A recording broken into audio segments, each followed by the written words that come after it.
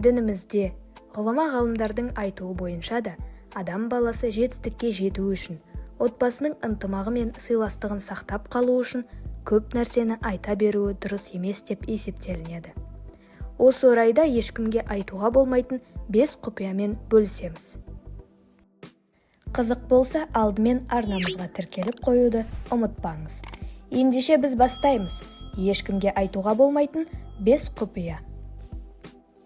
Ешкімге айтуға болмайтыны. Алдымен, болашаққа құрған жоспарларыңыз, алға қойған мақсаттарыңыз толық орындалмайынша, ол туралы ешкімге тыс жармағаныңыз абзал. Неге?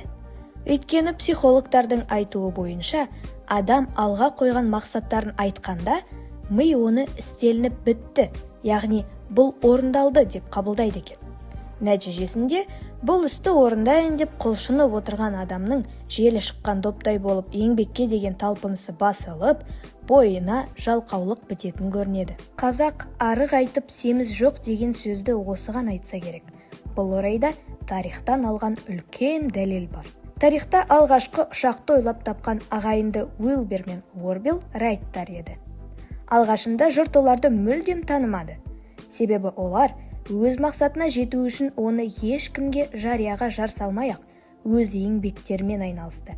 Ал Самуэль Ранкли деген физик болса, әлемге жар салып, мен ұшақ құрастырып саламын, тарихта атым қалады, ешкім ашпаған жаңалық ашамын деп аузымен орақ ұрды.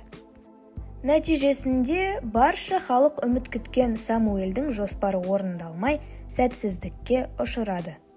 Ал ағайындыларды айтатын болсақ, өздерінің еңбектерінің арқасында тарихта алғаш рет ұшақ ойлап тапқан өнертапқыштар ретінде мәңгі есімдері қалды. Міне, әлі орындалмаған, болашаққа қойған мақсаттарыңызды ешкімге айтпау керектігінің нақты дәлелі. Ешкімге айтуға болмайтын екінші құпия. Біреуге жасаған жақсылығыңыз бен қайырымдылығыңыз. Осы орайда мынадай ұлылардан қалған нақыл сөз еске түседі. Өзгеге жасаған жақсылығыңды ұмыт, ал өзгелердің саған жасаған жақсылығын ешқашан ұмытпа. Қазақтай дана халқымыз біреуден жақсылық көрсе, тіршілікте өзінен қайтпасын десе, менен қайтпаса Алладан қайтсын, көргенің жақсылық болсын деп ізгі тілегін білдірген. Бұл дүниедегі жақсылығымыз қайтарымсыз, кінәларымыз жазасыз қалмайтыны баршаға аян. Сондықтан игіліктерге себепші болып, әлсіздерге көмекші болып жүрейік. Бұл дүниеде істеген жақсылықтарыңыз мәңгілікте біліп-білмей істеген қателіктеріңізден сақтайды. Сондықтан да бұл істеріңізді әркімге айта бермегеніңіз хайырлы. Алла тағала кім жақсылықпен араға түссе, содан оған игі үлес бар дейді. Ниса сүресінің 85-ші аятында. Ешкімге айтуға болмайтын үшінші құпия. Үйдегі ұрыс-керіс пен отбасылық өмір жайлы. Өмірдің өзі әр түрлі жағдайлардан тұрады.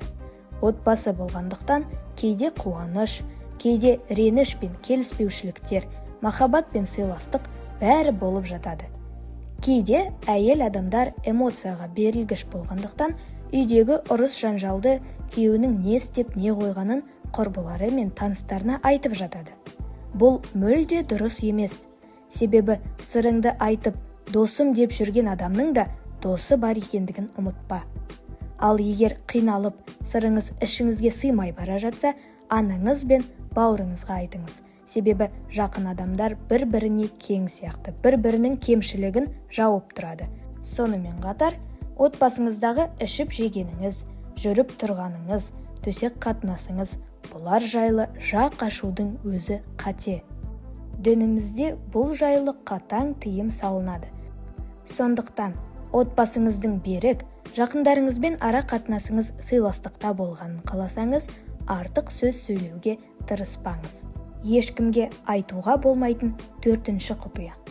Біреудің сізге сеніп айтқан сыры мен сөздерін сыр сақтаңыз. Аузында сөз тұрмайтын адам болады. Оларды ашық ауыз деп айтып жатады. Кейде олар өз мәселелерін, отбасындағы адамдардың кемшіліктерін, бауырларының ұрысын, ағасы мен жеңгесінің ара қатынасын, әке-шешесінің қиыншылықтарын, көршісінің кредитін бәрін көрген білген адамдарына толықтай айтып жүреді. Көшеден естіткен сөзіңізді, баяғыда сізді ренжіткен қайын жұртыңыздың кемшіліктерін ешкімге жайып салмаңыз. Осы орайда көп сөйлейтін адамның аузында сөз тұрмайды деп, аз сөйлейтін адам сыр сақтай алады десеңіз, қатты қателесесіз. Психологтардың зерттеуі бойынша, өзгемен тіл табысып кете алмайтын, үндемей отыратын адамдар біреудің сырын ашуға, құпиясын жариялауға бейім келетін көрінеді. Есесіне, ешкімге өз сырын ақтармайды. Біреуге сырыңызды ақтарарда өзіңізбен қатар оны да ойлаңыз. Біреудің сырын сақтау негізінде өте ауыр жүк. Сондықтан көшедегі келеңсіздіктер мен біреуден естіген өсек аяңды үйіңізге әкеліп, отбасыңызды былғамаңыз. Біреудің сырын, кемшілігін жасырған адам қияметте өзінің де айыбының жасырылатынын білу керек. Ешкімге айтуға болмайтын соңғы 5-ші құпия. Жасаған ерлігіңіз бен батырлығыңыз. Күнделікті өмірде сан алуан жайттар болады. Сондайда біреуді қиындықтан құтқарып, ерлік көрсетуіңіз мүмкін. Ондайды бәріне айтып, өзіңізді төмен түсіріп алмаңыз. Өзін мақтау, мансаптану тәкаппарлыққа алып келеді. Ал тәкаппарлық адам бойындағы ең жаман қасиет. Мұндайда сіздің жақсылығыңызды өзгелер айтып, алғысын білдіріп жатса құба-құп. Қазақта бұл орайда жақсының жақсылығын айт, нұры тасысын деген тамаша мақал бар. Құрметті көрермен, бір-бірімізді бағалап, бір-біріміздің қадірімізді білейік. Егер сіз үшін бұл видео пайдалы болса, лайк басуды ұмытпаңыз. Арнаға тіркеліп те қойсаңыз болады. Көріскенше күн жақсы.